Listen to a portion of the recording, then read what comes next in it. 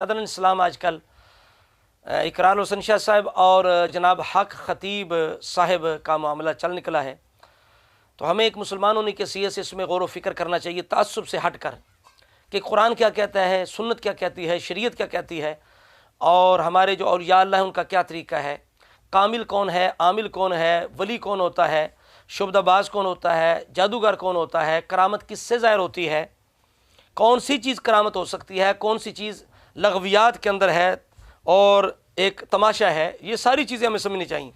اور خاص کر جو علماء کرام حق خطیب صاحب کے ساتھ ان کے حمایتی ہیں، ان سے گزارش کروں گا وہ اپنا فرض منصبی ادا کریں کہ ولی کون ہوتا ہے، اس کی کیا نشانی ہے، ٹھیک ہے، اور کرامت کیا ہے، کرامت کس سے ظاہر ہوتی ہے۔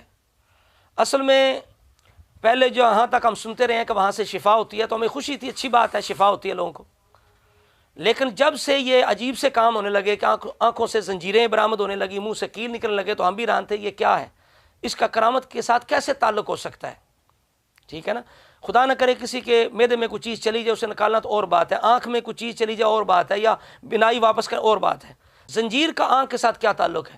جس طرح وہ اقرار حسن شاہ صاحب نے پوچھا نا کہ آپ جو کر رہے ہیں اس کا کیا ثبوت ہے، انہوں نے کہا کہ خواجہ معین الدین چشتی اجمیری نے پیالے میں ساگر جو ہے وہ جمع کر دیا۔ یہ جس طریقے سے آپ علاج فرماتے ہیں، چین نکلنا، سوئیاں برآمد ہونا، آنکھ سے موتی کا نکلنا، یہ کس ہستی سے ثابت ہے؟ یہ کرامت کس کو کہتے ہیں؟ جی، کرامت اس چیز کو کہتے ہیں جو سمجھ سے باہر ہو۔ ہاں جی، اگر عطائے رسول خواجہ صاحب نے ایک مرید کو کاسا دے کر بھیجا تو انا ساگر اس میں سارا سمٹ گیا، تو پھر اس کو بھی پھر کرامت نہ مانے۔ خواجہ صاحب نے کس تو پیالے کا پانی کے ساتھ تعلق ہے، سمجھ آتا ہے، آنکھ جو ہے اس کا زنجیر کے ساتھ، چین کے ساتھ کیا تعلق ہے، یہ بات سمجھنے والی ہے۔ تو یہاں سے انگلی اٹھنا شروع ہوئی کہ یہ کام جو ہے یہ کیا ہے۔ پہلے تو ٹھیک ہے لوگوں کو شفا ہوتی ہے، اور پھر شفا جو ہے وہ کیا، جو عامل لوگ ہیں ان کے پاس شفا نہیں ہوتی۔ ہم نے خود دیکھا ہے لوگ جادو کے لیے، جنات کے لیے جب مسئلہ حل نہیں ہوتا تو انہیں عیسائیوں کے پاس بھی جانا پڑتا، وہاں سے بھی وہ مسئلہ ان کا حل ہو جاتا ہے۔ تو شفا جہاں سے ملے کیا وہ ولی ہوتا ہے؟ یعنی کسی سے شفا مل جانا یہ ولایت کی نشانی ہے۔ اس وجہ سے ہمیں قرآن، سنت، شریعت اور بزرگوں نے جو کچھ فرمایا اس میں غور و فکر کرنا چاہیے۔ اب دیکھیے اقرار الحسن شاہ صاحب کی یہ بات ہے، کہتے ہیں ہم نے بار بار کہتے رہے کہ ہمیں قرآن پڑھ کے سنائیں، قرآن پڑھ کے سنائیں، آپ کیا پڑھتے ہیں؟ انہوں نے بالکل ہماری تکرار اصرار کے باوجود بھی کچھ نہیں پڑھا۔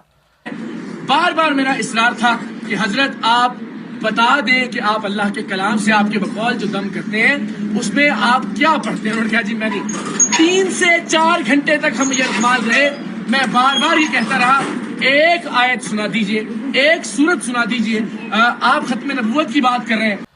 سلطان العارفین سلطان بہو رحمۃ اللہ علیہ کہتے ہیں علم و باج کرے فقیری، کافر مرے دیوانہ ہو۔ اور جو بندہ یعنی جس کے پاس دین کا علم نہیں ہے، جو قرآن نہیں پڑھ سکتا، وہ شرعی ضروری مسائل نہیں جانتا، کیا وہ ولی یا پیر ہو سکتا ہے؟ پیر کی کیا شرائط علماء نے بیان کی کہ ضروری علم دین ہو، صحیح العقیدہ سنی ہو، اور ان کا تعلق تو تفضیلیوں کے ساتھ زیادہ بنتا ہے۔ تیسری چیز یہ ہے کہ وہ فاسق مولن نہ ہو، اس کا سلسلہ جو ہے طریقت کا وہ رسولہ کے ساتھ متصل ہو، اجازت یعنی صاحب وہ مجاز ہو، وہ جا کے پیر ہو سکتا ہے۔ تو حضرت صاحب جو ہیں ان کا حلیہ جو ہے ایمان سے کہیے کیا ان کا حلیہ سنت کے مطابق ہے؟ ان کی جو زلفیں ہیں وہ یہاں تک آتے ہیں، بال سر کے چھاتی تک، کیا رسولہ کی زلفیں یہاں تک تھیں؟ حدیث مبارکہ کے اندر 3 درجے آتے ہیں، وفرہ، لمہ، جمہ، ٹھیک ہے، یہ بخاری شریف کی حدیث ہے 4184۔ برا بن عازب رضی اللہ تعالیٰ عنہ کہتے ہیں کان رسول اللہ صلی اللہ تعالیٰ علیہ وآلہ وسلم لہو شعر یبلغ شحمۃ اذنیہ، رسولہ کے بال یہاں تک پہنچتے۔ علماء نے بیان کیا کہ 3 مقدار ہیں، کبھی یہاں تک جب کٹواتے تو یہاں تک، تھوڑی بڑھتی یہاں تک، اور زیادہ زیادہ یہاں تک۔ یہ وفرہ، یہ لمہ، یہ جمہ، اس سے آگے نہیں۔ اور حضور نے فرمایا جو مرد عورت سے، عورت مرد سے مشابہت کرے وہ اس پر لعنت ہے۔ یہاں تک بال رکھنا کیا یہ عورتوں سے مشابہت نہیں ہے؟ کیا یہ سنت کے مطابق ہے یا خلاف سنت ہے؟ یہ فیصلہ وہ علماء کریں جو اس وقت حق خطیب صاحب کی حمایت کر رہے ہیں۔ یہ تو زلفوں کی بات ہو گئی، باقی رہی داڑھی مبارک کی بات، تو علماء فرماتے ہیں رسول اللہ کی داڑھی مبارک جو تھی وہ سینے کے بالائی حصے کو بھرتی تھی۔ علی المرتضی شیر خدا ولایت کے منبع ہیں۔ علی پاک کا جو حلیہ بیان ہوا ہے وہ کیا ہے؟ کبیر اللحیہ، لمبی داڑھی والے، قابض علی لحیتی، آپ اپنی داڑھی کو پکڑ لیتے، تو کیا حق خطیب صاحب کی داڑھی ہاتھ میں آ سکتی ہے؟ غور و فکر کریں، مسلمانوں نے کسی سے تعصب کو چھوڑیں۔ بخاری شریف کی 5892 نمبر روایت ہے، عبداللہ بن عمر وہ صحابی ہیں جو سب سے زیادہ رسول اللہ کی اتباع کی کوشش کرتے تھے، جو سب سے زیادہ اتباع کی کوشش کرتے تھے۔ قرآن بھی کہتا ہے نا، قل ان کنتم تحبون اللہ فاتبعونی یحببکم اللہ، ولی کی نشانی ہے وہ اللہ کا محبوب ہوتا ہے، اور اس کی شرط کیا ہے؟ قرآن نے فرمائی فاتبعونی، اتباع۔ اتباع کہتے ہیں نقش قدم پر چلنا، رسول اللہ کا حلیہ اپنانا، اداؤں کو اپنانا، یعنی ولی وہ ہوتا ہے جو رسول اللہ کی اداؤں کو اپنائے، اتباع کرے، پھر جا کے اللہ کا محبوب بنتا ہے۔ تو جس کا حلیہ خلاف سنت و ولی ہو سکتا ہے۔ آپ دیکھیے عبداللہ بن عمر رضی اللہ تعالیٰ عنہ یہ رسول اللہ سے حدیث روایت کر رہے ہیں، حضور فرماتے ہیں وفر اللحا، اپنی داڑھیوں کو بڑھاؤ، واحفوا الشوارب، اور مونچھوں کو پست کراؤ۔ آگے کان ابن عمر اذا حج او اعتمر قابض علی لحیتہ فما فضل اخذہ، جب بھی عبداللہ بن عمر حج عمرہ کرتے اپنے اس طرح داڑھی کو مٹھی میں پکڑتے، اور فالتو جو ہوتی زائد فاضل ہوتی اس کو آپ کاٹ دیتے۔